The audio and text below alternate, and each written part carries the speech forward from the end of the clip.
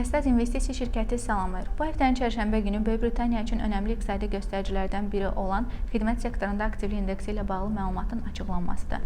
Dünya maliyyə bazarlarında funt-dollar cütlüyünün məzənnəsində dalğalama yarada biləcəyi iqtisadi göstərici 5 aprel tarixində Bakı vaxtı ilə saat 12:30-da açıqlanacaqdır.